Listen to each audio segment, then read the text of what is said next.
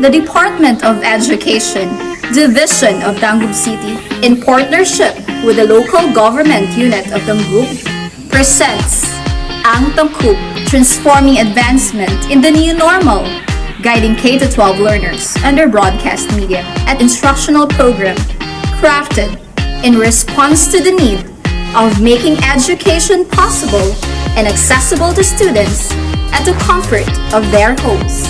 It covers the most essential competencies thematically layered in drama plays which were originally written, directed, and performed by teachers to see to it that education is securely provided. This is Ang Tangkub.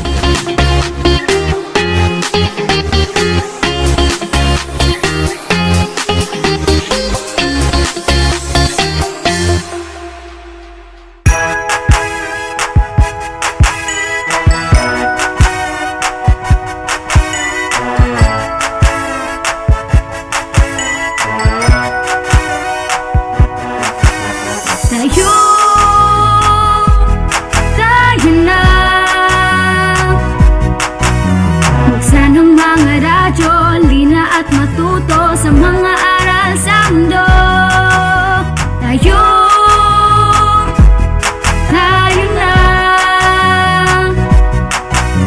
tumutok na sa TV, mag-aral ng maigi to get the lessons easily. It's tangkub, tangkub, tangkub time. We learn all things, it's very fine, masaya. Tutok na. It's tangkub, tangkub, tangkub time. We learn all things, it's very fine, masaya. Tutok na.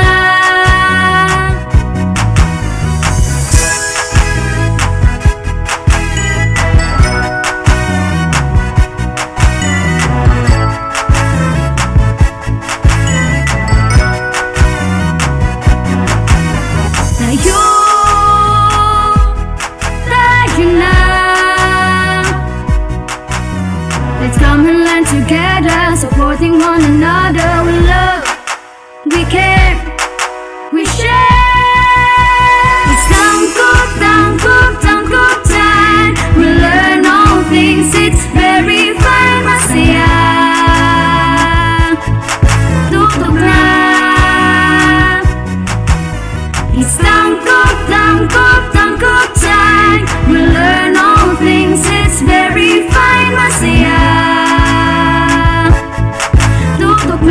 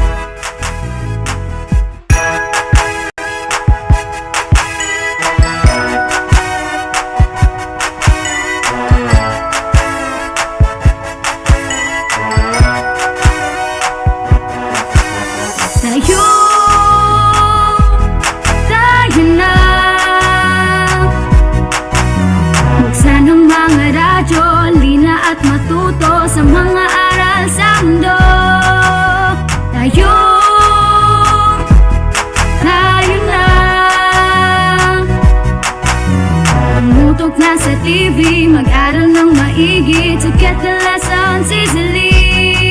It's tangkop, tangkop, tangkop time. We learn all things, it's very fine, masaya. Tutok na.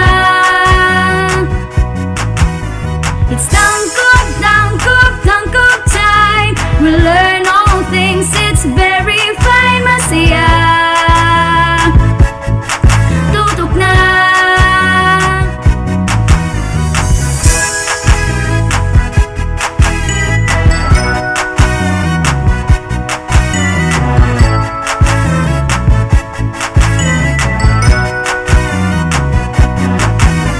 Tayo, tayo na. Let's come and learn together, supporting one another. We love, we care, we share. It's tangkop, tangkop, tangkop time. We learn all things, it's very fine, masaya. Tutok na. It's tangkop, tangkop, tangkop time. We learn all things, it's very fine, masaya. Tutok.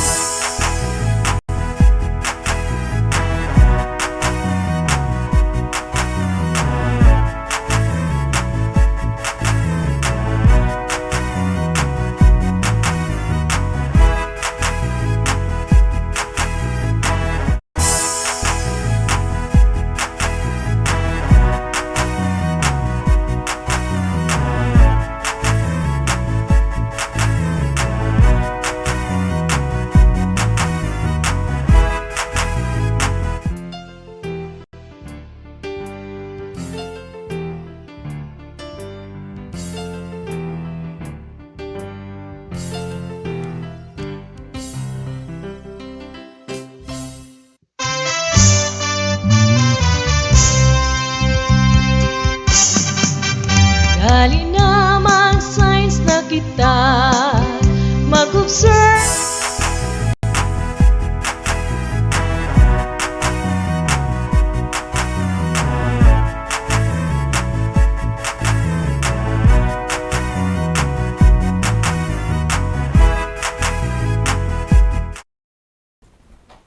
Good afternoon to our senior high school students who are watching today via our Facebook Live at DepEd Tayo Tangub and Facebook page of Astral Academy.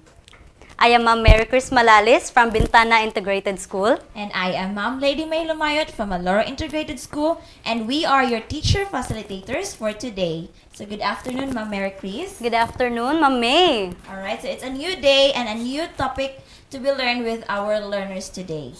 Yes, so let's start with my subject, Ma'am May, no, which is General Physics 2. So Yes.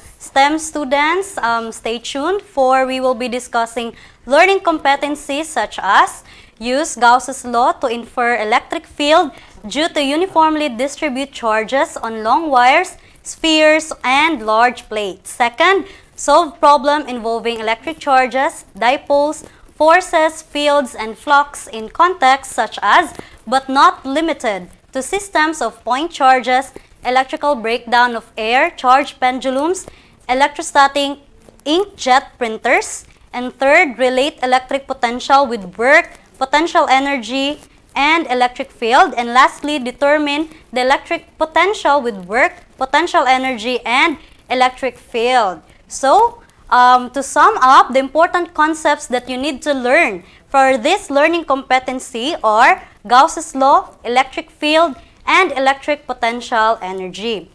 Now, as what you can see on your screen right now, recall about the interaction of charges, that positive and negative charges attract and like charges repel. So their interaction is expressed in Coulomb's law, which gives the equation of electric force, which is equivalent to KQ1 times Q2 over R squared, wherein K is denoted as Coulomb's constant, which is equal to 9 times 10 to the power of 9 Newton meter squared per Coulomb squared. Q1 represents the point charge 1, Q2 represents the point charge 2, and R represents the distance between the two charges. Alright, now there is a way to map the force that surrounds a charge and acts on another charge at a distance. It is called as electric field. So electric field is the region where electric force is acting towards a test charge. So it is usually pointing away from a positive point charge and towards a negative point charge, just like what is shown on your screen. Okay, so as shown on your screen right now, no? So the electric field is pointing away from a positive charge and going towards a negative charge. So when 2 point charges are near from each other, just like in the picture, if dual ang positive and negative, their electric field lines look like what you are seeing on your screen, having 4 figures. Okay, so these opposite charges for figures 1, 3, and 4, since they are opposite charges, the field lines appear to come from positive going to negative charge. While in number 2, since both are positive charges, their electric field lines do not interact with each other, which signifies that they repel from each other.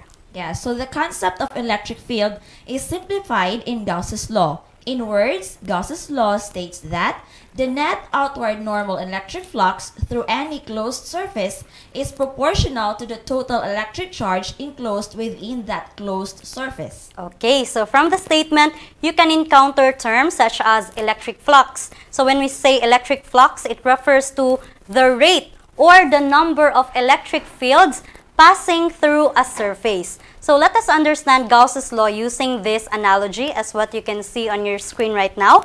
So there are 2 containers. One has a positive point charge and the other has 2 positive point charges. Now when we say Gauss's law, it refers to the number of electric flux passing at a given surface. Now from the figure, there you can see that there are more electric field lines passing through a surface in the second container having 2 positive charges, while in the first container, it only has few number of electric field lines. So in other words, Gauss's law states that the rate of electric flux is proportional to the number of charges present inside the container. Yeah, so the electric field is defined in such a manner that it represents only the charge creating it and is unique at every point in space. So the electric field, which is represented by big letter E, is defined to be the ratio of the Coulomb force to the test charge. So we can also express electric field mathematically using this formula. E is equal to the Absolute value. absolute value of F over Q. Okay, so when we say electric field, just like the electric force, it can be calculated mathematically, which is equivalent to the absolute value of force divided by the test charge. Okay, so we can actually derive that formula as what you can see in your screen right now. You can actually derive that one, wherein F is actually or could be expressed using the Coulomb's law, KQ1 Q2 over R squared. That's why you have there R squared. But take note, you have there the small letter Q and the big letter Q. The difference between that is the small letter Q represents the test charge and the big letter Q represents the point charge. So when we say test charge and point charge refers to the charge in which the electric field lines originate. Whereas the test charge, it will test whether that certain point charge will be positive or negative. So you say, for example, if you have here a certain unknown point charge and you have there a positive test charge, if this point charge will repel from this positive test charge, then we can say that this point charge is positive. However, if this point charge will attract to this positive test charge, then we can say that this point charge is negative. Okay? So from the derivation of the formula, we can actually omit the test charge or small letter Q. And what's remaining here is that electric field is equivalent to K absolute value of the point charge, which is denoted by a positive Q, divided by R squared. Okay? So the electric field is thus seen to depend only on the charge Q, or the positive Q, and the distance R. And it is completely independent to the test charge. Okay, Ma'am May? So we will be using the different equations or formula with this example. Okay, can you do the honor? Okay, so example number 1, calculate the strength of the electric field due to a point charge of 2 times 10 to the power of negative 9 at a distance of 5 times 10 to the power of negative 3 meters. Okay, so in a problem solving, Ma'am May, no, it is very important to identify the given values. So, first given value is the Q, or the point charge, which is 2 times 10 to negative 9 with the unit of coulomb. Next given value is the R, or the distance, which is 5 times 10 to negative 3 meters. Then we also have the coulomb's constant, which is 9 times 10 to the power of 9 Newton meter squared per coulomb squared. Now again, we need to find the strength of electric field, in which electric field is equivalent to K Q over R squared. Now substituting the different values, we have electric field is equivalent to K, which is 9 times 10 to the power of 9 Newton meter squared per coulomb squared, multiplied by point charge, which is 2 times 10 to negative 9 coulomb. This is divided by R, which is 5 times 10 to negative 3 meter squared. Therefore, electric field, or the strength of electric field, is 7.19 times 10 to the power of 5 Newton per coulomb. So take note of the unit for electric field, which is Newton per coulomb, because the meter squared in the numerator is, or has been cancelled out with the meter squared in the denominator. Similar with the C squared, because we have here the coulomb for the point charge, so we can actually cancel the squared. So what's left is Newton per coulomb. Okay? So let us proceed with the next example, no, Ma'am May? Okay, example number 2. Based on your answer in the previous example, what force does the electric field exert on a point charge of 0.250 times 10 to the power of negative 6 coulomb? Okay. So the second example has something to do with our first example, no? Yes, Because the answer. Based on the answer, which is the strength of the electric field. So we can actually omit, no? Okay. So what are the given values? Of course, we have the value for the electric field, which is 7.19 times 10 to the power of 5 newtons per coulomb. So kindly omit the big letter Q na lang, Ma'am May. So E is 7.19 times 10 to the power of 5, and over C, or newtons per coulomb. Then we also have here the point charge, or the test charge rather, which is a small letter Q. That is 0.250 times 10 To the power of negative 6. to the power of negative 6 coulomb. Okay, kindly erase this one, Ma'am May. So take note that the original formula for electric field is the absolute value of force divided by the test charge. And what we are going to look for in this example is the value of force. So we can actually do cross multiplication to derive the formula of force. So force then is equal to E times Q. Di na siya EQ class ha, but it's electric field times the test charge. Walay si teacher. Okay, so electric field here again is 7.19 times 10 to the power of 5 Newton per coulomb multiplied by the test charge, which is 0.250, okay, times 10 to the negative 6 coulomb. So we can actually cancel out the coulomb unit here. What's left is the unit Newton, which is actually the unit for electric force. So electric force then is 0.180 Newton. We should always remember that electric force is a vector quantity. That's why it involves magnitude and direction. Since if we go back to our first example, our point charge, Ma'am May, no, is positive. And we also have here the given test charge, which is also positive. Therefore, they will repel. Kay similar charges man sila. Therefore, the direction of this electric force is away. Away from the point charge or away from Q. Okay? Alright, so I hope that we all have the same answer, no? And you Yes. follow the steps that Ma'am Mary Chris have done. So the given example is actually found in their self-learning materials, Ma'am May. Yes.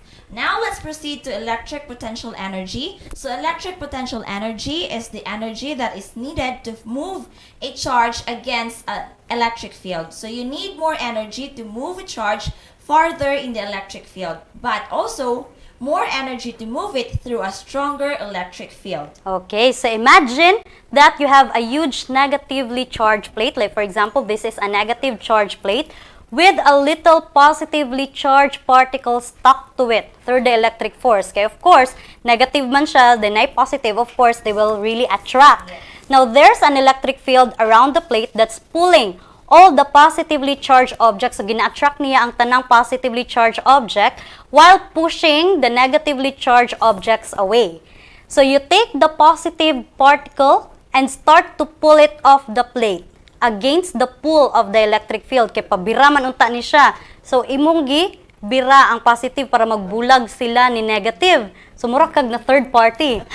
Okay, so it's hard work because the electric force is pulling them together. So, if you let the positive particle go, if imo siyang buhian, then it will go back to the negative plate.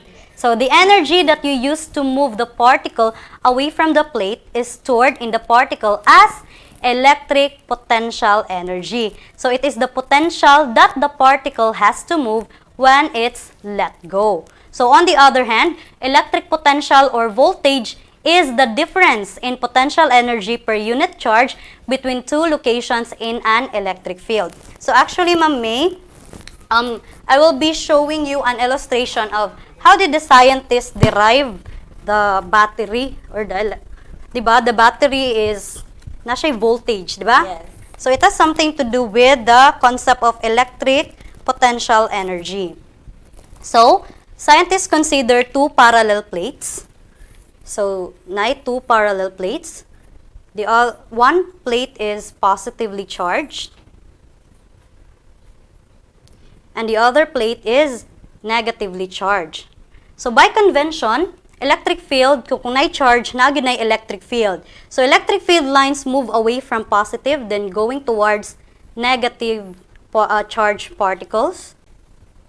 Now let us say that there is a positive test charge. So let us mark it as point A. So obviously, since it is positive, it will move towards the negative plate and away from this positive plate.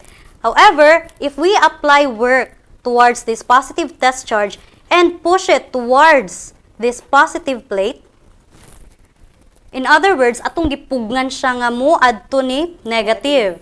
So, what happened in the energy of this one is na-store. So, mas napunan iyahang energy. Just like, for example, sa gravitational potential energy, Ma'am May, wherein if we compare two similar masses, one is hanged much higher than the other.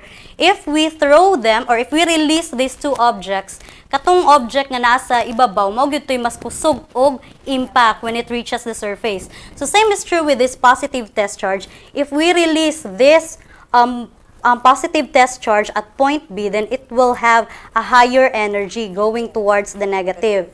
So in other words, there is a difference in its potential. The positive plate contains a higher potential. Higher potential. And the negative plate has lower potential. Now, this illustration is actually the origin of a battery. So, mo na ni siya ang battery. Mo na ang battery nato na siya positive o negative because, di ba, when there is electricity, charges will really flow. Okay? So, if we connect it in a circuit, so, butang tala no, bulb ni siya. So, we have here different charges flowing. Now, electric potential or voltage refers to the amount of electric potential energy per unit coulomb or per charge. In other words, this is expressed by joules per coulomb. Now, if we say that this battery is a 12-volt battery, in other words, every charged particle, let us say a positively charged, but right now, di ba, magingon man ta nga ang nag-flow nga charge is the electron or the negatively charged particle. But by convention, scientists will really say nga the positive charges are the ones flowing in in a circuit. So, if we say that it is a 12-volt battery, this certain charged particle carries at 12 joules of electric potential energy. So, unsay buhaton ng electric potential energy? Once it reaches the bulb, these 12 joules will be converted to light energy, and it will also be converted to heat energy. And when it passes through the load, it will go to the lower potential. So, that's the concept of battery applying the electric potential energy. Okay?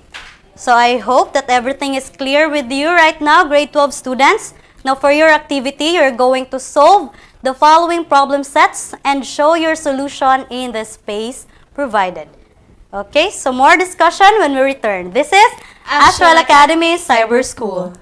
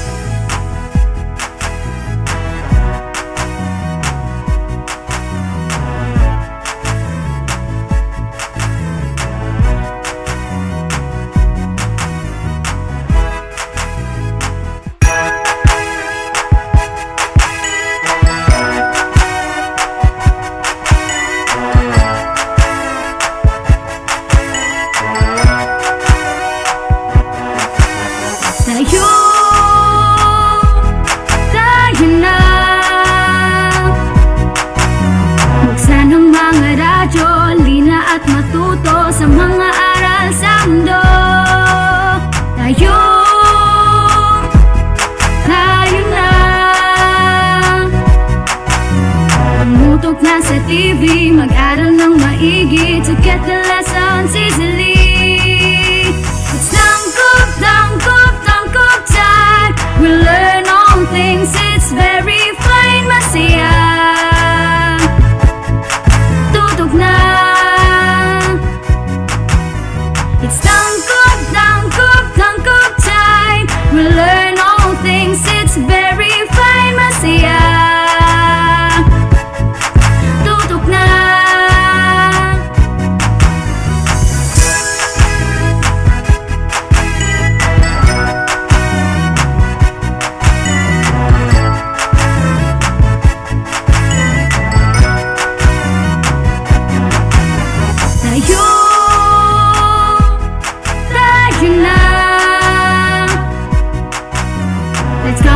Together, supporting one another. We love, we care, we share. It's tangkop time. We learn all things, it's very fun, masaya. Tutok na. It's tangkop time. We learn all things, it's very fun, masaya. Tutok na.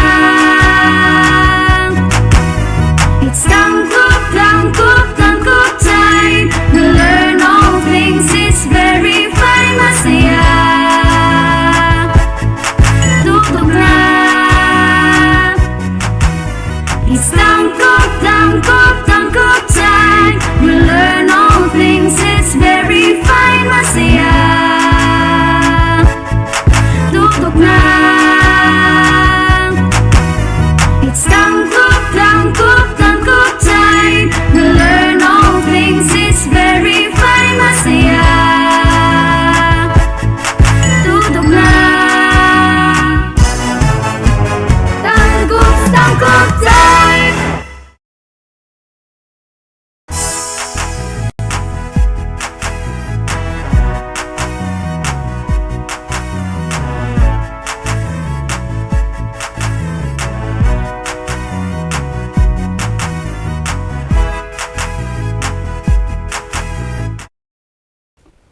And we are back, still here in Astral Academy Cyber School. Now let us talk about our topic for today in General Biology 2, and that is History of Life on Earth. And for our learning competencies, first, describe the general features of the history of the life on Earth, including generally accepted dates and sequence of the geologic timescale and characteristics of major groups of organisms present during these time periods. Second, explain the mechanisms that produce change in populations from generation to generation. Example, artificial selection, natural selection, genetic drift, mutation, and recombination.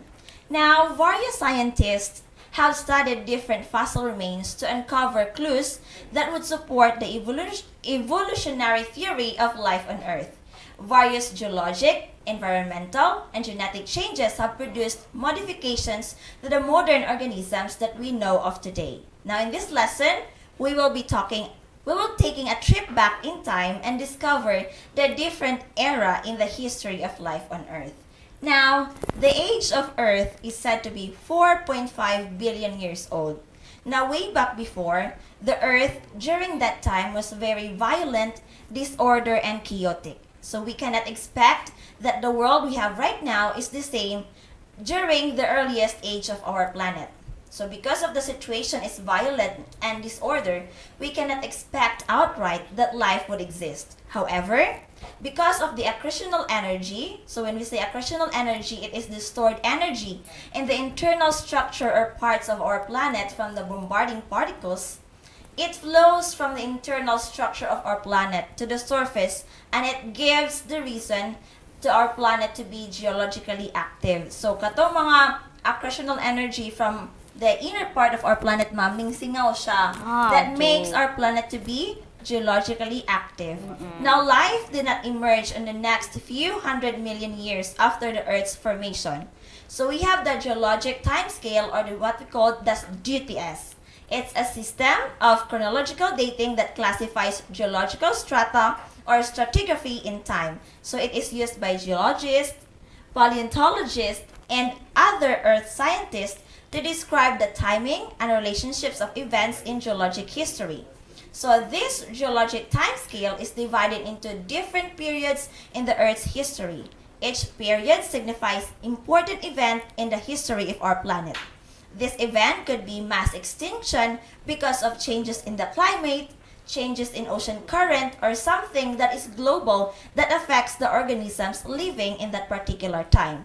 Now, there are different divisions of geologic timescale. So the biggest division of time is called eons.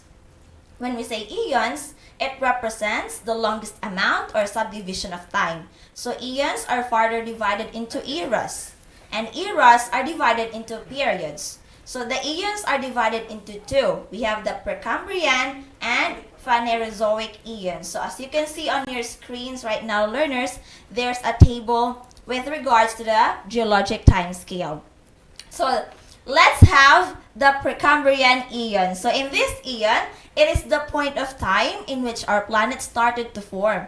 During this time, there was no formation of any organism. So what are evident are the abiotic features of the Earth. So it represents more than 80% of the total records of geologic time and supported with pieces of evidence found in rocks. Okay, so the second eon is the Phanerozoic eon. So living organisms like plants and animals existed.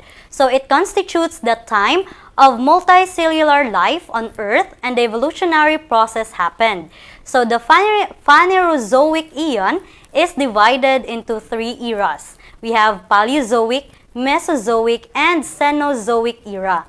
So in Paleozoic era, this is the beginning of early life. So dito rin nag-exist ang tinatawag na supercontinent, which is Pangaea. So in this era, we also have the terrestrial plants. Yeah, so the next era, we have the Mesozoic era. So it is known to be the age of dinosaurs. And in this era, yung tinatawag na supercontinent na Pangaea is nag-break into 2 large land masses called the Laurasia and Gondwana. Okay, so in Cenozoic era, it is the age of recent life and the age of mammals. So rocks are accessible. So it means that geologists are able to study rocks better. So they are able to identify fossils and understand better the rock layers. Okay, now let's talk about the different periods of these eras. So let's have the Paleozoic era. So in Paleozoic era, as you can see on your screens, there are 6 periods. So first we have the Cambrian period. So during this period, it's the age of invertebrates. So marine algae flourish. The next period, we have the Ordovician. So it's the abundance of marine algae and the appearance of first vertebrates. Next period, we have the Silurian. So jawed fishes appear and also vascular plants invaded the lands. Next period, we have the Devonian. So it's the first appearance of amphibians and insects, and also it's the age of fishes. Next period, we have the Carboniferous. So the animals are mostly amphibians and seed plants appear. So the next period in the Paleozoic era is the Permian period. So the reptiles, modern insects, and conifers appear. And the last period is we have the Triassic. So first mammal exists and the first dinosaur appears. Yes, so we also have here the Mesozoic. We have Jurassic. So it is the age of dinosaurs. So aves appear and plants with seeds are dominant above the lands. Now we also have Cretaceous, the extinction of dinosaurs and other animals. So due to asteroid that hit our planet. So placental mammals exist and flowering plants appear. Okay, and the last era, we have the Cenozoic. So the Cenozoic era comprises of 2 periods, the tertiary period and the quaternary period. So in the tertiary period, so humans appear, herbaceous plants spread and diversified. And then in the quaternary period, it's the age of man and abundance of herbaceous plants. So knowing the age of a fossil can help scientists establish its position in the geologic timescale and find its relationship with other fossils. Now, there are 2 ways to measure the age of a fossil. First, we have the relative dating and the absolute dating. Okay, so can you elaborate more about relative dating and absolute water dating, ma'am? Okay, so when we say relative dating, so it is based on the study of layer of rocks. It does not tell the exact age. It only compares fossils as older or younger, and it depends on their position in rock layer. So the fossils in the uppermost rock layer or the strata are the younger, while those in the lowermost disposition are the oldest. So kanang makita nimo sa rock layers ma'am nga kanang nasa pinaka bedside or sa bottom, it's the oldest rock. Yeah. And ang pinaka top is the youngest. The youngest. So mora na siya ma-measure sa relative dating which one is the oldest and which one is the youngest. Okay. How about in the absolute dating, it determines the actual age of the fossil. So through the use of radiometric dating, so using the radioactive isotopes, the carbon-14 and potassium-40, and also it considers the half-life or the time it takes for half of the atoms of the radioactive element to decay. And also the decay products of radioactive isotopes are stable atoms. So on your screens, you can see the different types of fossils observed in dating methods. So the first example of fossils that they found is the molds. So it's the impression made in substrate, the negative image of an organism found in shells. So Yes, so we also have here another type of fossil which is cast. So when a mold is filled in. Example of that, bones and teeth. yes. Next fossil is petrified. It's an organic material that is converted into stone, like what you can see in a petrified trees, coal bowls, or the fossilized plants, and their tissues in round ball shape. Okay, so another is original remains. It's the preserved wholly or frozen in ice, trapped in tar pits, dried or desiccated inside caves, in arid regions, or encased in amber or fossilized resin. So like what you can see in woolly mammoth and amber from Baltic Sea region. Okay, next fossil is the carbon film. It's the carbon impression in sedimentary rocks. Examples in the leaf impression on the rock. Yes, and lastly we have trace or ichnofossils. So it's the record of movements and behaviors of the organism, just like in trackways, tooth marks, gizzard rocks, and coprolites or fossilized dungs. We also have burrows and nests. Okay, now we're done with the history or the geologic time scale. Now let's talk about the mechanisms that produce change in population. So we have the natural selection, genetic drift, and gene flow. So these are the mechanisms that cause changes in allele frequencies over time. When one or more of these forces are acting in a population, the population violates the Hardy-Weinberg assumptions, wherein it's a principle stating that the genetic variation in a population will remain constant from one generation to the next in the absence of disturbing factors, and with that, evolution will occur. So let's have the mutation. So when we say mutation, it occurs when a DNA is changed or DNA gene is damaged or changed in such a way as to alter the genetic message carried by that gene. So although mutation is the original source of all genetic variations, mutation rate for most from one organisms is very low. So the impact of brand new mutations on allele frequencies from one generation to the next is usually not large. So as you can see on your screens, there's group of flowers, red roses, but naay usang nasagulan o yellow. So that's an example of mutation. So the gene, the genetic, the DNA of for the colors is being altered or changed. That causes to mutation. Now let's have the gene flow. So the gene flow involves the movement of genes into or out of a population due to either the movement of individual organism or their gametes like the eggs and sperms through the pollen dispersal by a plant. So organisms and gametes that enter a population may have new alleles or may bring in existing alleles but in different proportions than those already in their population. So gene flow can be a strong agent of evolution. For example, a bee carrying a pollen from one flower population to another. So, a different flower, ma'am, no? So, like gomamela. So, ningtog pa si bee dira. And then, ning ato na po siya sa santan. So, the gene of that flower from the gomamela is napasa siya dito sa santan. So, the flow of their gene is being introduced into another population of organism. So, that's the example of gene flow. So next.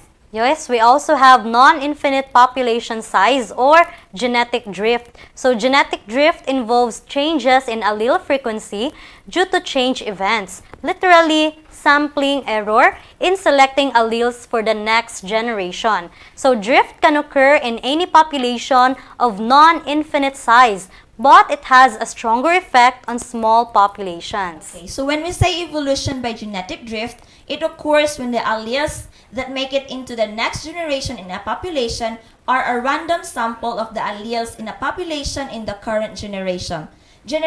So by a random chance, not every allele will make it through, and some will be overrepresented while others decline in frequency regardless of how well those alleles encode for phenotypic suitable for the environment. So sometimes drift reduces the average fitness of a population for its environment.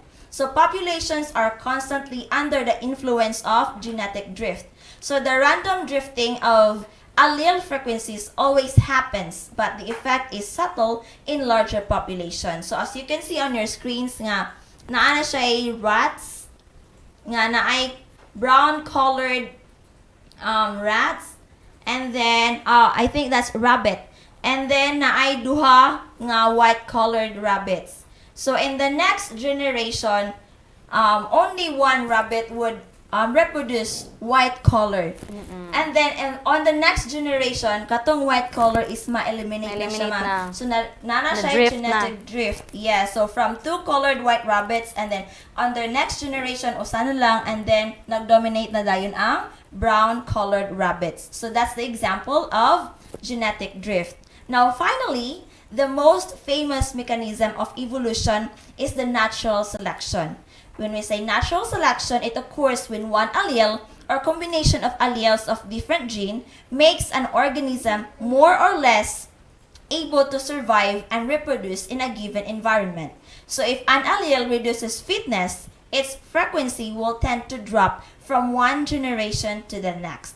So in the example, na ay mga beetles, green and orange beetles. And then na ay crow. Ang crow ning kaon og green colored beetles. In the first generation kana naa sa pinakaimabaw, tulo pa lang kabuok ang orange, ma'am. Dominant ang green beetles.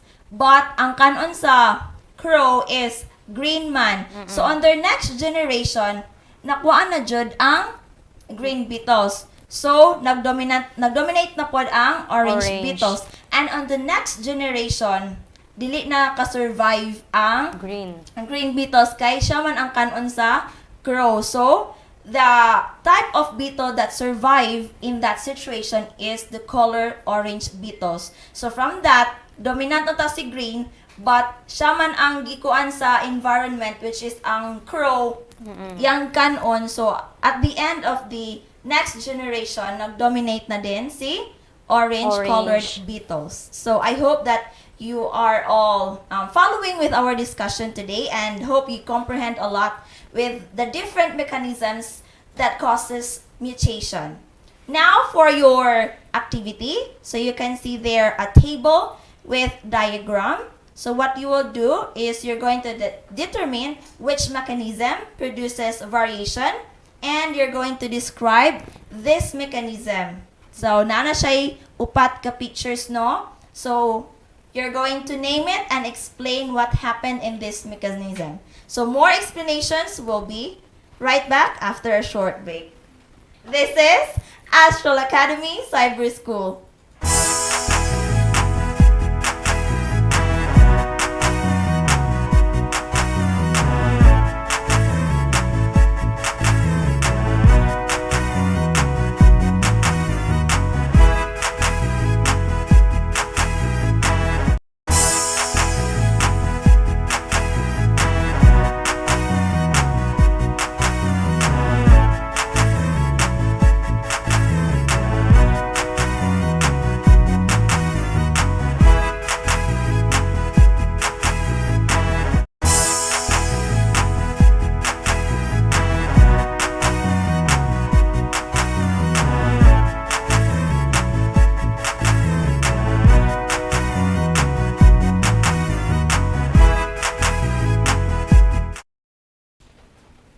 And we are back, still here in Astral Academy Cyber School. And now learners, you can see now on your screen the second attendance marker for senior high school learners. Yes, this time, Ma'am No, let us express our heartfelt thanks to all the people who are the main reason why we have this program, no? Especially we have executive producer, Sir Gus Sepi. Thank you so much, sir. Thank you also to the production team, to Sir Jade, to Sir Lay, and to Sir Alden, and also to our dear learners who are with us today. Yes. And this has been Teacher May from Maloro Integrated School. And Ma'am Mary Chris from Bintana Integrated School. This is Astral Academy Cyber School.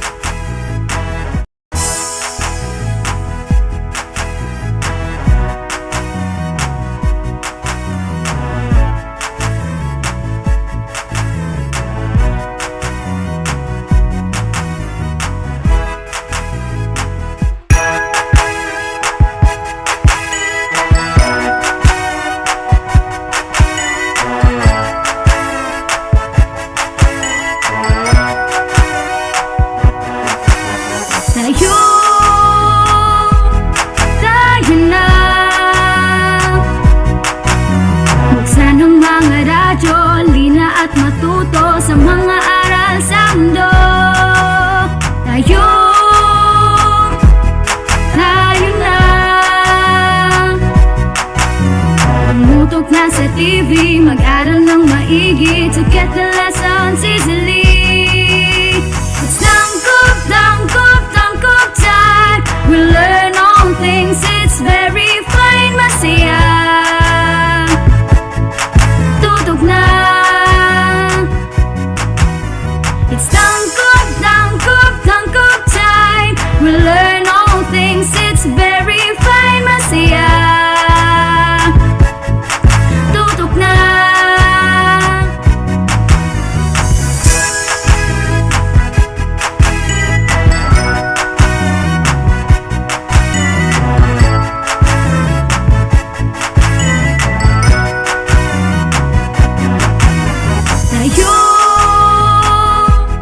Tayo na. Let's come and learn together, supporting one another. We love, we care, we share. It's tangkop time. We learn all things, it's very fine, masaya. Tutok na. It's tangkop time. We learn all things, it's very fine, masaya. Tutok na. It's tangkop time. We learn all things, it's very fine, masaya. Tutok na. It's tangkop time. We learn all things, it's very fine, masaya. Tutok na. It's tangkop time. We learn all things, it's very fine, masaya. Tutok na. Tangkop time.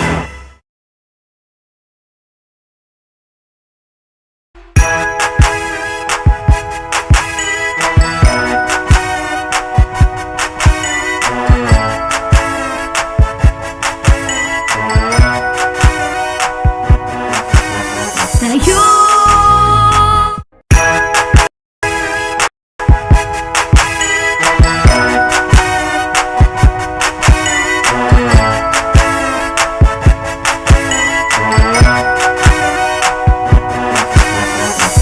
The Department of Education, Division of Dangub City, in partnership with the local government unit of Dangub, presents Ang Tangkub, transforming advancement in the new normal, guiding K-12 learners under broadcast media, crafted in response to the need of making education possible and accessible to students at the comfort of their homes.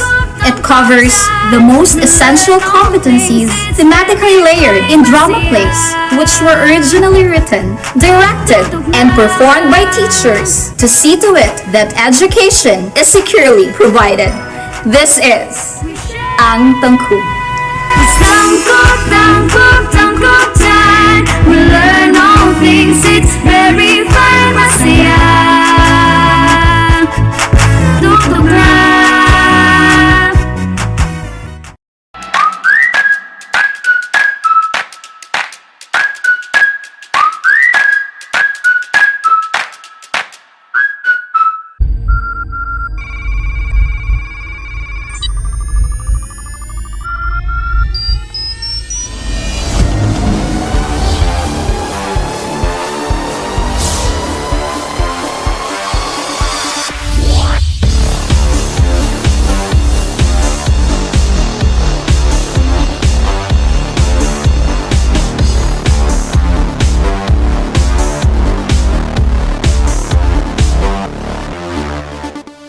Hello, grade 7 students!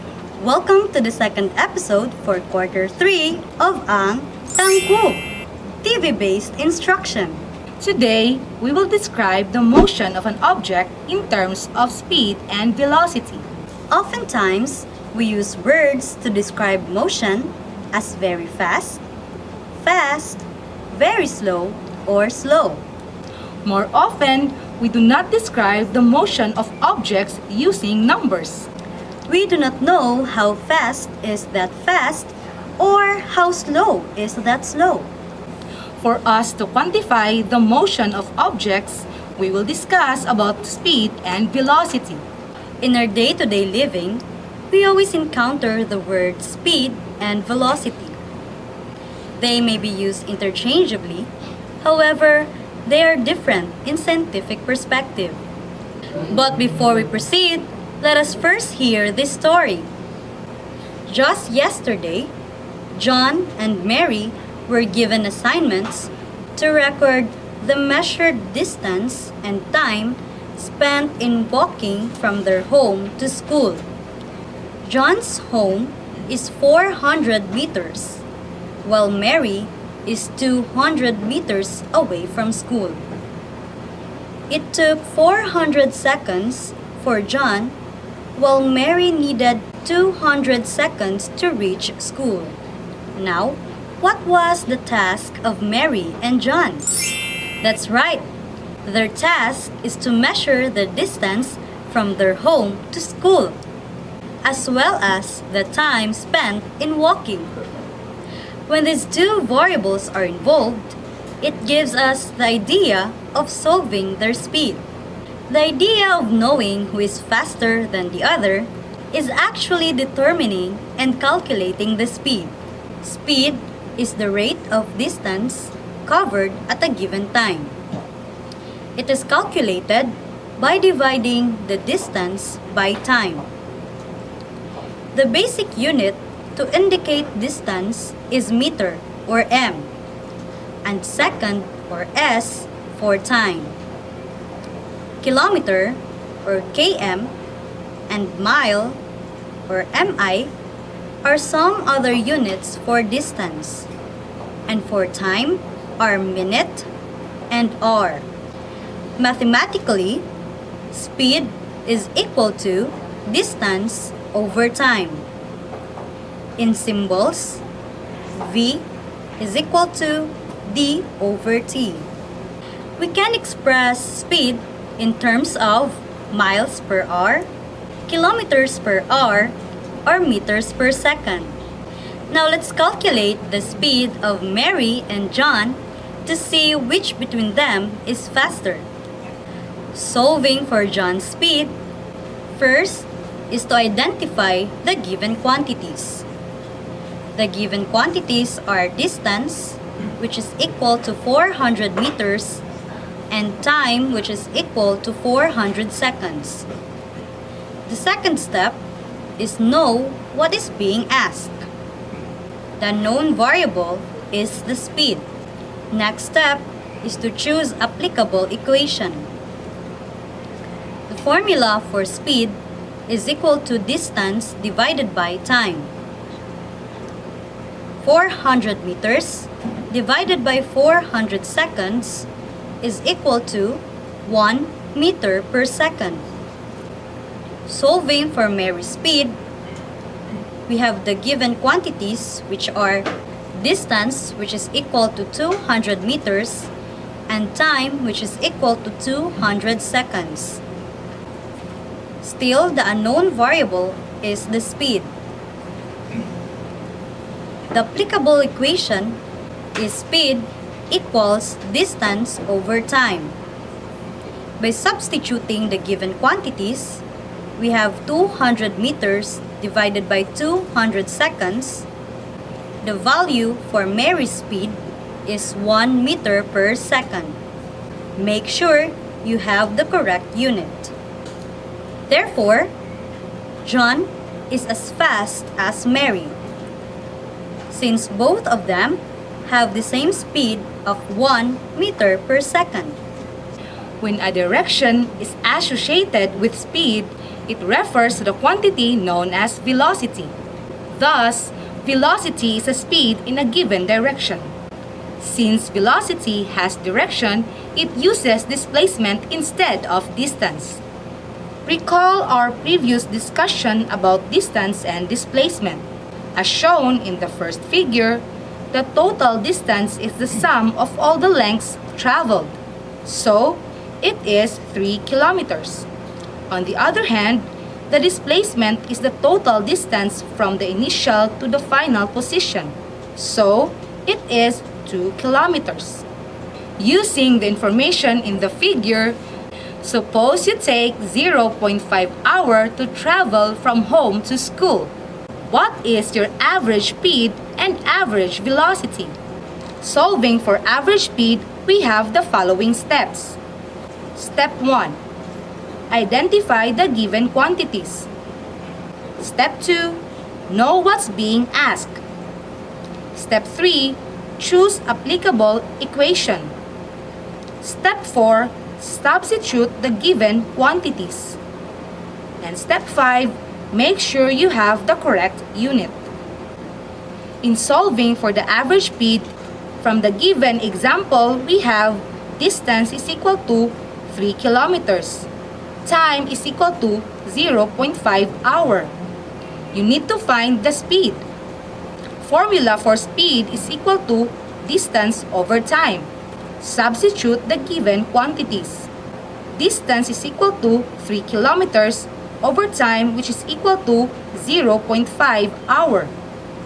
Therefore, the average speed is equal to 6 kilometers per hour. Solving for average velocity. In solving for the average velocity, follow these steps. Step 1. Identify the given quantities. Step 2.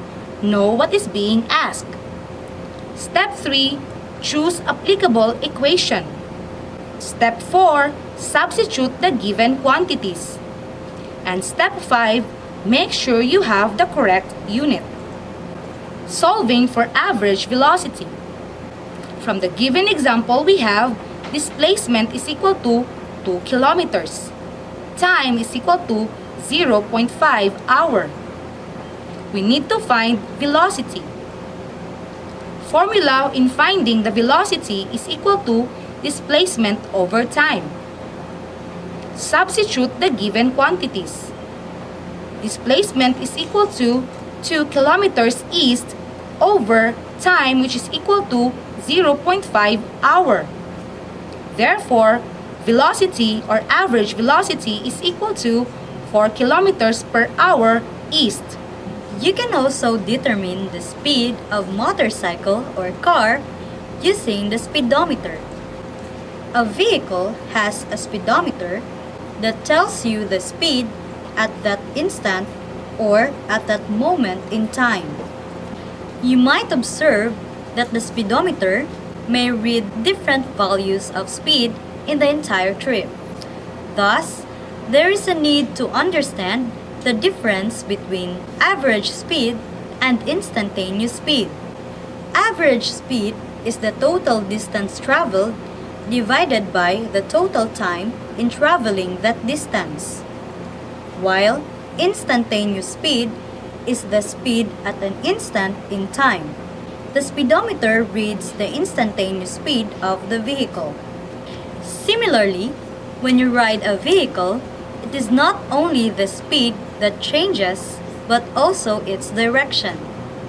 A vehicle may travel north, south, west, or east.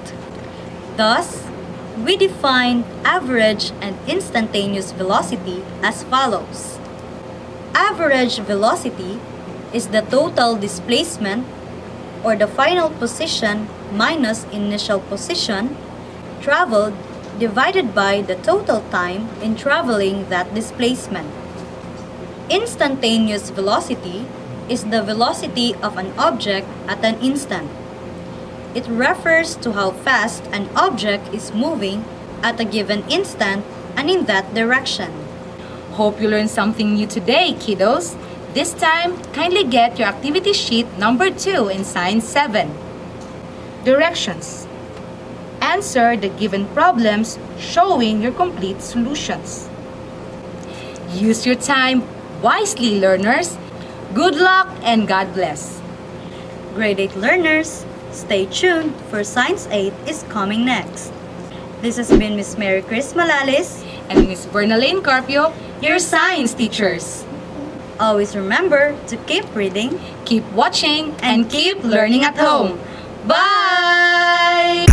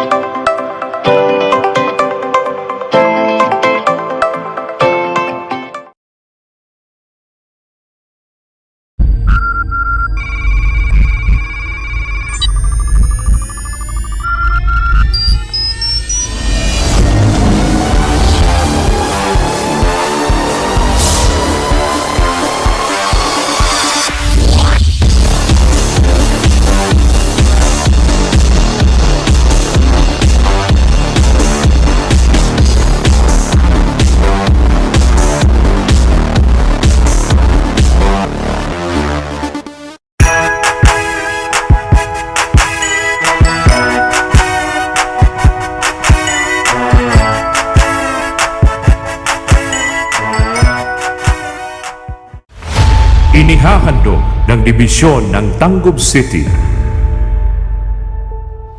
ang iba't ibang kwento,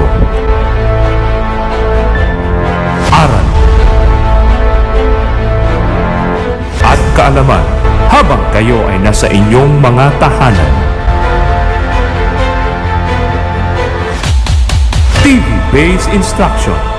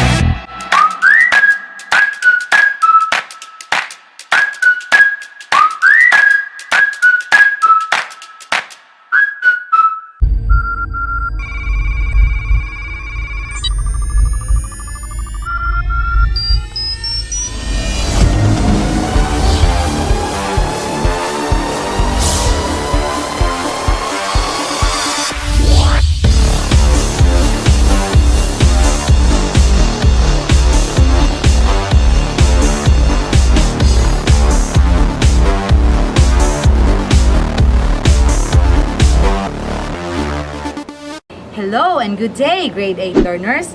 Welcome to the second episode for third quarter of ang Tangkub, TV-based instruction. Would you believe that a single small tank of helium can be fully loaded with 700 balloons? How is this possible? After all, the volume of the tank is the same as to the volume of about 5 filled balloons. The answer has to do with gas state of matter. Helium is a kind of gas. Gas is the state of matter that has no definite shape and volume. In this episode, you will be able to explain the properties of gases based on the particle nature of matter. The particles of a gas move very quick and fast, so they can break away completely from one another. There is low attraction between particles of a gas than between particles of the same element in the solid or liquid state. The position of empty space between gas particles is not fixed. The particles of helium in the balloons are very far from each other than the particles of helium in the tank. The particles scatter out as helium fills the balloon. So, the position of empty space between the gas particles increases. These particles are some of the features of what scientists call the particle model of matter. The following table summarizes the properties of gases, liquids, and solid and identifies the microscopic behavior responsible for each property. Here are the characteristics of solids, liquids, and gases, and the microscopic explanation for the behavior of each. Solids retains a fixed volume and shape. Rigid particles locked into place, not compressible. A noticeable space between particles, does not flow. Liquids assumes the shape of the part of the container which it occupies. Particles can move or slide past each other. Not compressible. Little free space. Flows easily. Gases assume the shape and volume of its container. Particles can move past one another or each other. Compressible. Lots of free space between particles. Flows easily. Hope you learned something new today, learners. Now, kindly get your activity sheet number 2 in Science 8. Activity 1. Directions. Read, understand, and answer carefully the questions below. Good luck and God bless, learners. Please prepare, grade 9 students, for Science 9 is coming next. This has been Miss Bernalyn Carpio, And Miss Mary Chris Malalis, your science teachers. Always remember to keep reading keep watching and keep learning at home. Bye!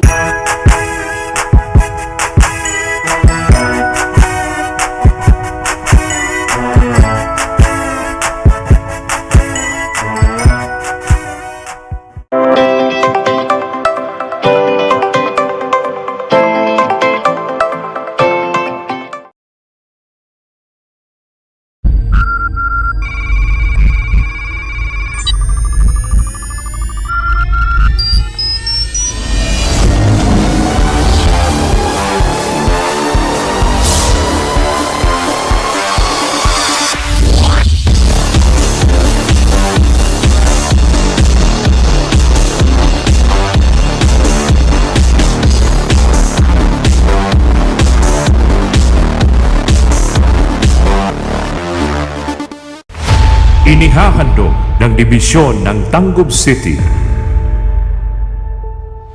ang iba't ibang kwento, aral,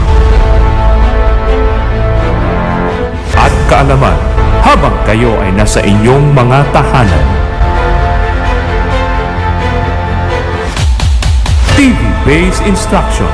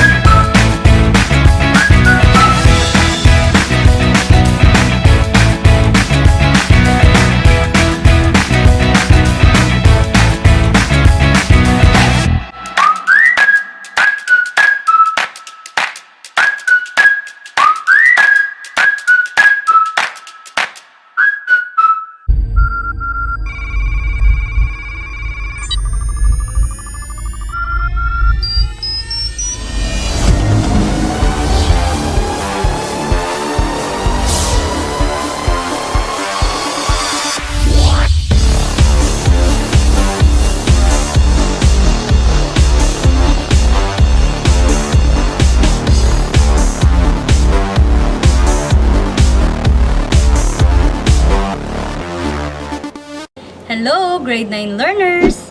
Welcome to the second episode for quarter 3 of Ang Tangkub, TV-based instruction. Today, we will explain what happens when volcanoes erupt. Have you personally watched a volcano erupting? Or have you seen any news about volcanic eruption? This natural disaster could damage the properties of people surrounding the area, or worse, could take the lives of people living near the volcano. However, volcanic eruption does not only bring negative impacts to our lives, but it also has a good effect in maintaining balance in our planet. Volcanic eruption refers to the release of magma from a volcano. The term magma refers to the molten materials that are still inside the volcano. When these molten materials are being ejected or reach into the surface, it is then called lava. When volcanoes erupt, it ejects different materials into the Earth's surface. It releases lava, which is made of molten materials that reach the surface of the Earth. Lava contains different elements and compounds.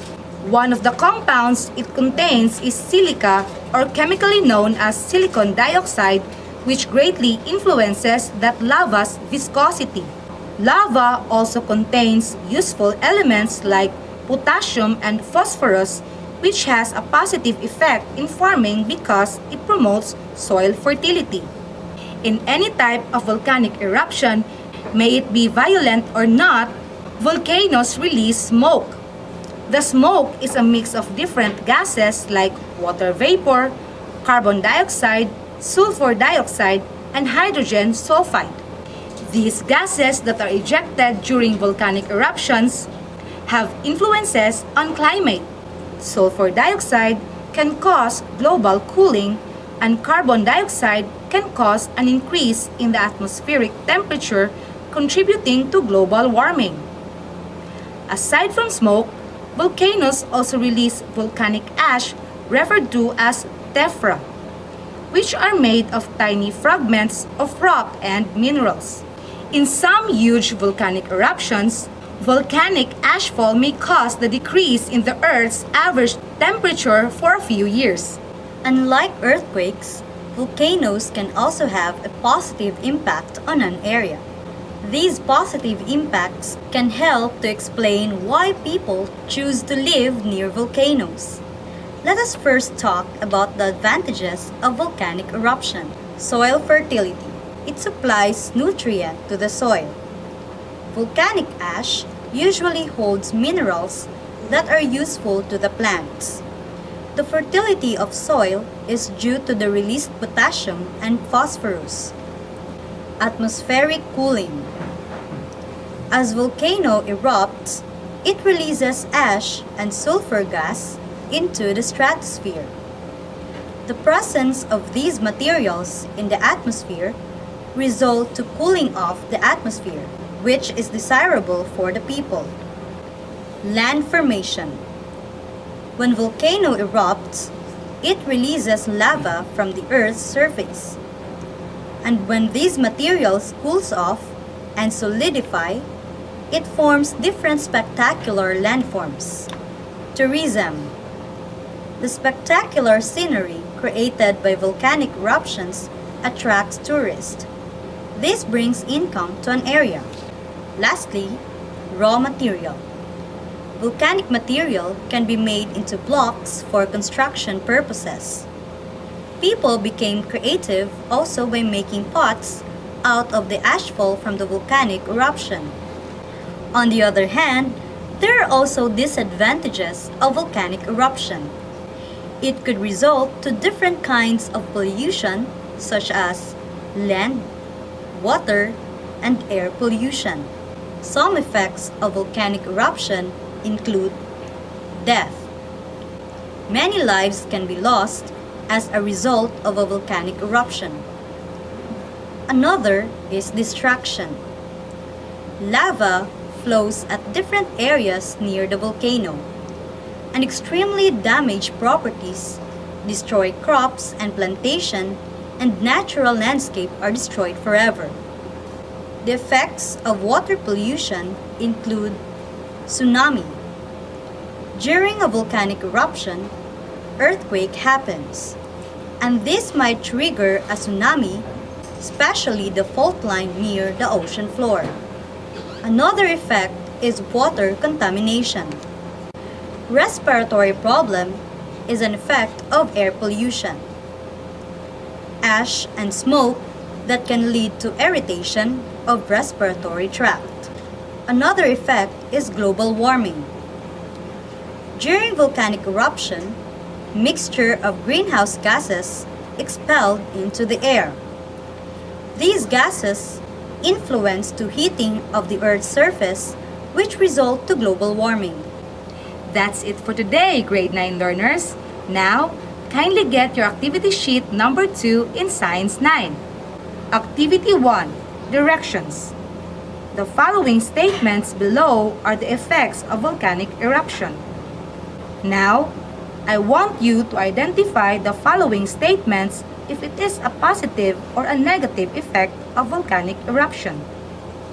Draw a happy face if the statement shows a positive effect and a sad face for negative effects.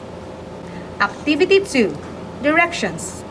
Explain what happens when volcanoes erupt by giving 3 positive and negative effects of volcanic eruption. Use your time wisely, learners. Good luck and God bless. For grade 10 learners, stay tuned for Science 10 is coming next. This has been Miss Mary Chris Malalis And Miss Bernalyn Carpio, your science teachers. Always remember to keep reading Keep watching and keep learning at home. Bye!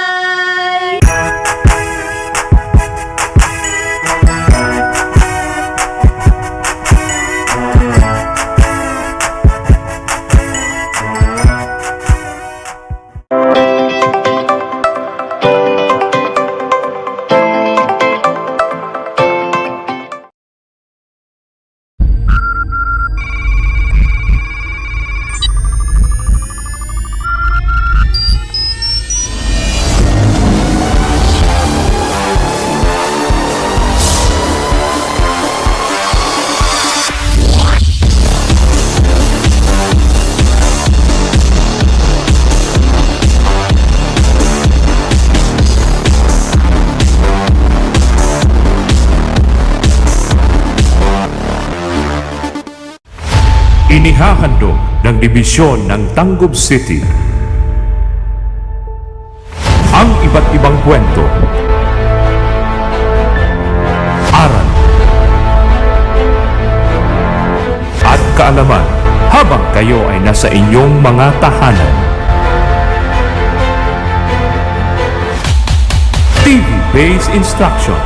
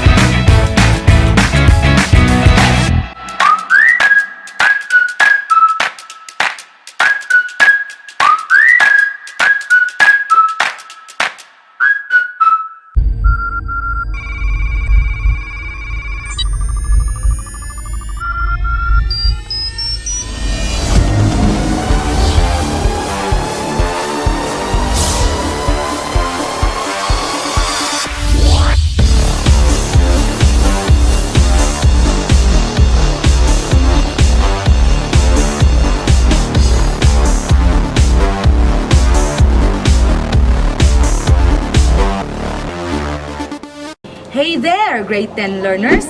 Welcome to the second episode for third quarter of ang Tangku, TV-based instruction. Most organ systems of the body show a little difference for male and female organs, except for the reproductive system. There is a difference between a male and female reproductive systems, although they also share a number of similarities. The male and female reproductive organs are developed from the same embryological structures, and some hormones are the same for them both, although they produce different responses. In this episode, you will identify the different parts that make up the female reproductive system, describe the parts, and give functions for each part. The female reproductive system has the following functions. Number 1, production of female sex cells. Number 2, production of female sex hormones. Number 3, reception of sperm cells from the male. And number 4, nurturing the development of and providing nourishment for the new individual. This figure shows the different parts of the female reproductive organ. The female reproductive system performs sexual and childbearing functions. It consists of a pair of gonads or the ovaries, fallopian tubes, the uterus, the vagina, and the external genitalia or the vulva. Each organ performs related functions such as to produce eggs, to produce hormones, to receive the sperm cells that will fertilize the eggs, and to provide for the development of the embryo. The following describes the functions of each of the important structures. Ovary produces egg cells. Oviduct serves as the passageway of eggs from the ovary to the uterus and also the same place where the egg is fertilized. Uterus develops the fertilized egg. Vagina receives the penis of the male during mating. Here are more key information about the functions of each part. The female reproductive system is divided into two: the external sex organs or external genitalia, and the internal sex organs or internal genitalia. Here are the parts of external sex organs, also known as the vulva. A. Mons pubis, the outer soft mound of fatty tissue. B. Labia majora, labia, which means lips. Labia majora are relatively large, fleshy folds of tissue that enclose and protect the other external genital organ. They also contain sweat and sebaceous glands. They are comparable to the scrotum in males. C. Labia minora are a pair of thin cutinous folds that form part of the vulva or external female genitalia. They function as protective structures that surround the clitoris, urinary orifice, and vaginal orifice. D. Clitoris is the highly sensitive structure of the external part of female reproductive system. It is homologous to the penis in males. Lastly, vestibule is the space into which the vaginal and urethral opening. Here are the structures of the internal sex organs of the female reproductive system. These structures consist of the vagina, cervix, fallopian tubes, uterus, and pair of ovaries. Let us first talk about vagina and cervix, or cervical canal. The vagina is the female organ for copulation, and it functions to receive the penis during intercourse. It also allows menstrual flow and childbirth. This extends from the uterus to the outside of the body. In young females, the vaginal opening is covered by a thin mucous membrane called the hymen. The hymen can completely close the vaginal opening, in which case it must be removed to allow menstrual flow. This can be torn at some earlier time in a young female's life during a variety of activities which may include strenuous exercise. The condition of the hymen is therefore not a reliable indicator of virginity. Cervix or cervical canal. The cervix produces cervical mucus that changes in consistency during the menstrual cycle to prevent or promote pregnancy. During childbirth, the cervix dilates widely to allow the baby to pass through. During menstruation, the cervix opens a small amount to permit passage of menstrual flow. Fallopian tubes. The fallopian tubes extend from the area of the ovaries to the uterus. The long and thin processes called fimbriae surround the opening of each uterine tube. Fertilization usually occurs in the part of the uterine tube near the ovary. Uterus. The uterus is also known as the womb or childbearing organ. It is as big as the medium-sized pear. Internally, the uterine cavity continues through the cervix as the cervical canal which opens into the vagina. The larger rounded part is directed superiorly. The part of the uterus superior to the entrance of the uterine tubes is called the fundus. The main part is called the body, and the narrower part is the cervix directed inferiorly. The ovaries. There are 2 ovaries, each comparable to the size of an almond nut in every female. It is suspended in the pelvic cavity by a ligament. The ligament extends from each ovary to the lateral body wall and the ovarian ligament. The ovary contains an ovarian follicle, which contains an oocyte or the female germ cell or egg cell. When follicles mature, they expand and rupture to release the egg. This process is called ovulation. After ovulation, the remaining cells of the ruptured follicle transform into a glandular structure known as the corpus luteum. That's it for today, grade 10 learners. Now, kindly get your activity sheet number 2 in Science 10. Directions. Complete the table below. Good luck and God bless, learners. This has been Miss Mary Chris Malalis And Miss Bernalaine Carpio, your science teachers. always remember to keep reading, Keep watching and keep learning at home. Bye!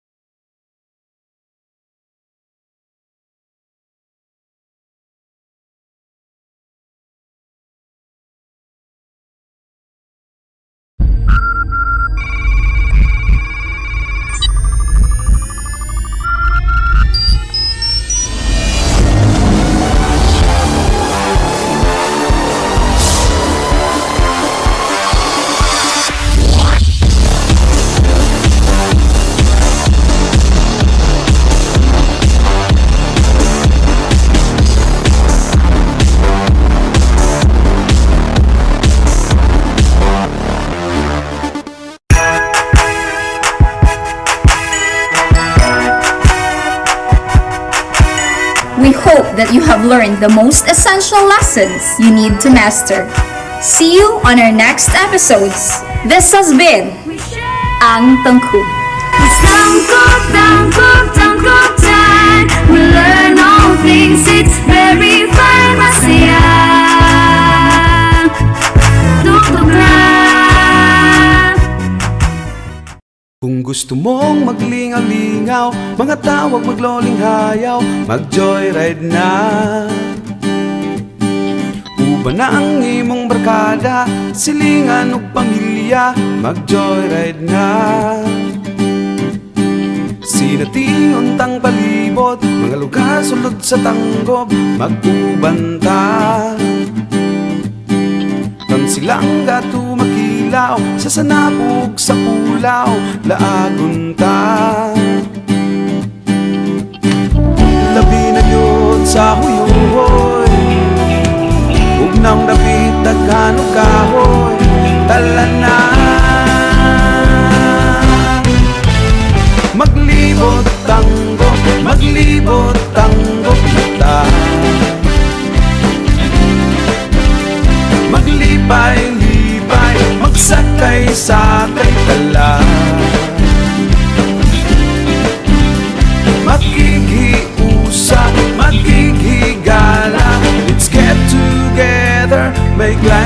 better. Kung gusto ka og entertainment, for fun and for enjoyment, no problem ka. Sinanduloy among pagbato, kung usayo smart kaayo, believe jud ka. Panahon sa Disyembre, super gid ka aligre, malingaw gid ka. Fireworks display, daghang ganahan, musidlak sa kalangitan, mapawagid ka. Christmas symbols, capital of the Philippines, ninira na ninyo makita, friends, diba? Diri sa tango, maglibot tango ta, maglipay-lipay, magsakay-sakay tala, maghihiusa, maghihigala. Let's get together, make life feel better.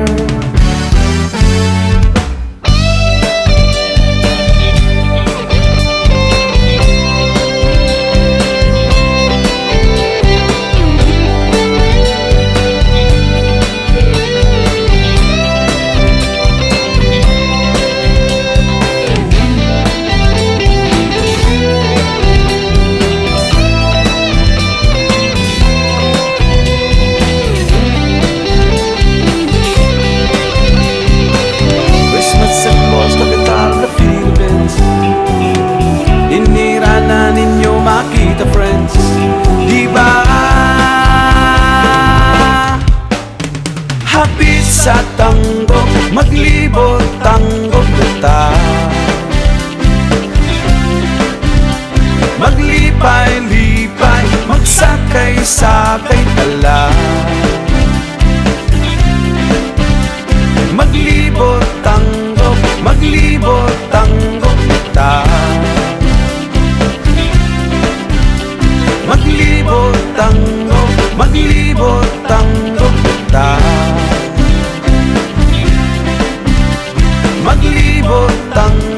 maglibot tango ta, maghihiusa, maghihigala. Let's get together, make life feel better.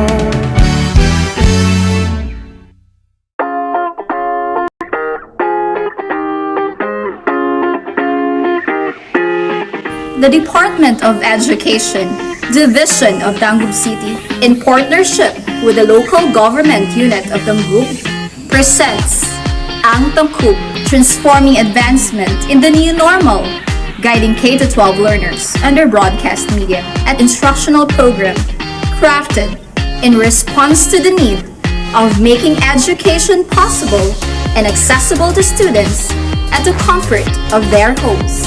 It covers the most essential competencies, thematically layered in drama plays which were originally written, directed, and performed by teachers to see to it that education is securely provided.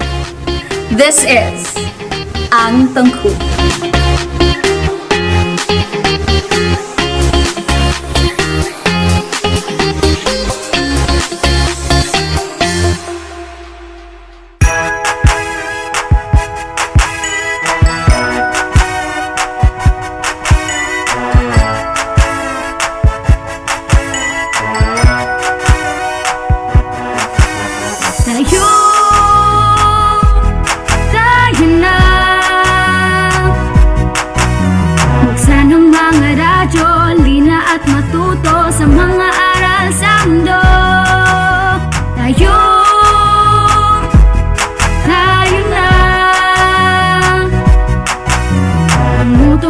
TV, mag-aral ng maigi to get the lessons easily.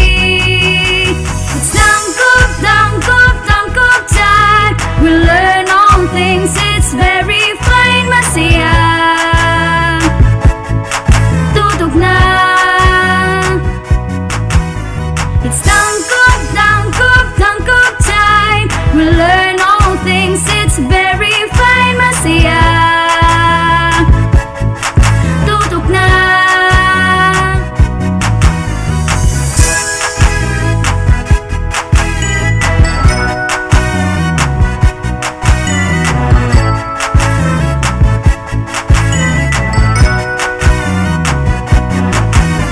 Tayo, tayo na. Let's come and learn together, supporting one another. We love, we care, we share. It's tangkop time. We learn all things, it's very fine, masaya. Tutok na.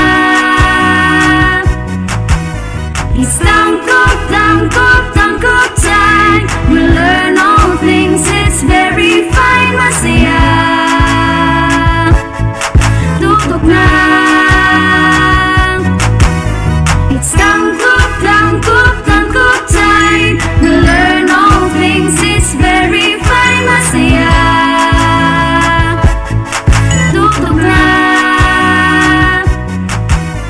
It's tangkop time. We learn all things, it's very fine, masaya.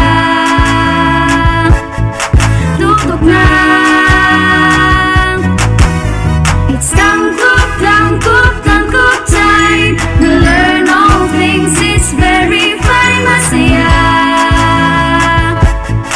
Tutok na. Tangkop time.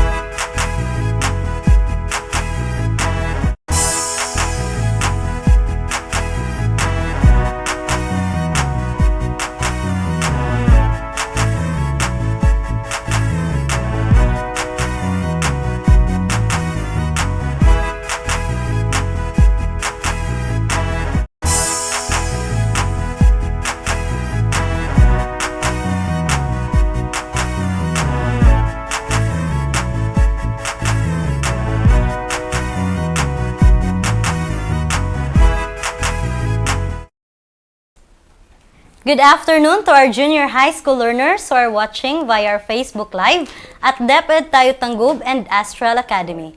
I am Mary Chris Malalis from Bintana Integrated School. And I am Miss Bernalyn Carpio from Tangub City National High School. We are your teacher facilitators today. Good afternoon, Ma'am Bern. Good afternoon, Ma'am Chris. How are you today, Ma'am Bern? I'm very fine, Ma'am Chris. How about you, Ma'am Chris? Well, same. Very fine as well. So today, Ma'am Berno, is February 16, 2022, and we will be discussing topics about science. Yes, so let us see our topics for today. For Science 7, We have speed and velocity. for Science 8, we have properties of gases. And for Science 9, we have volcanic eruption. And for Science 10, we have female reproductive system. Okay, so stay tuned because we will be right back after a short break. This is Astral Academy Cyber School.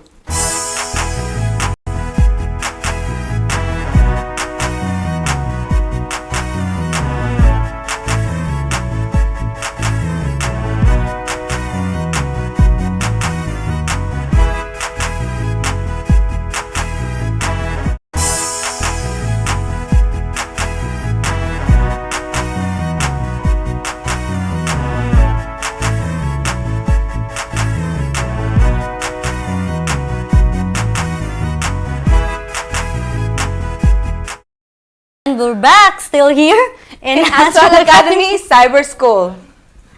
Okay, so let's start, Ma'am Bern, our discussion.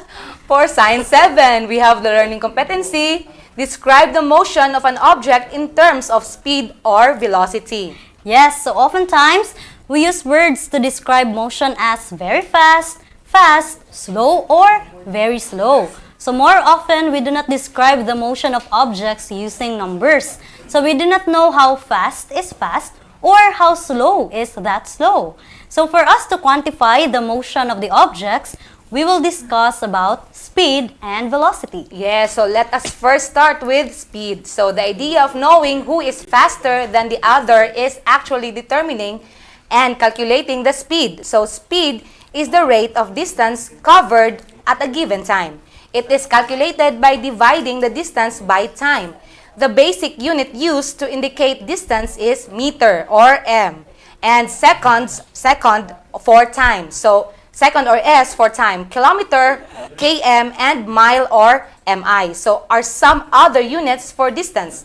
And for time are minute or min, minutes, and hour or h. So mathematically, speed is equal to distance divided by time. Or in symbols, we have here v, or the small letter v divided by small letter d over t. So we can express speed in terms of miles per hour or kilometers per hour or meters per second.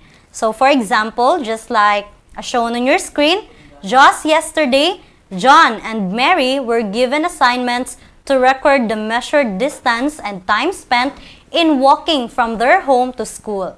So John's home is 400 meters while Mary is 200 meters away from school. So it took 400 seconds for John while Mary needed 200 seconds to reach school. So calculate John and Mary's speed. Okay, so let us first start with John's speed.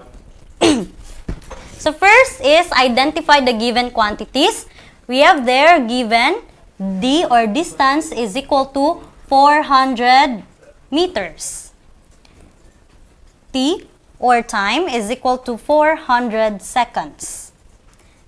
Now we are asked to solve for John's speed.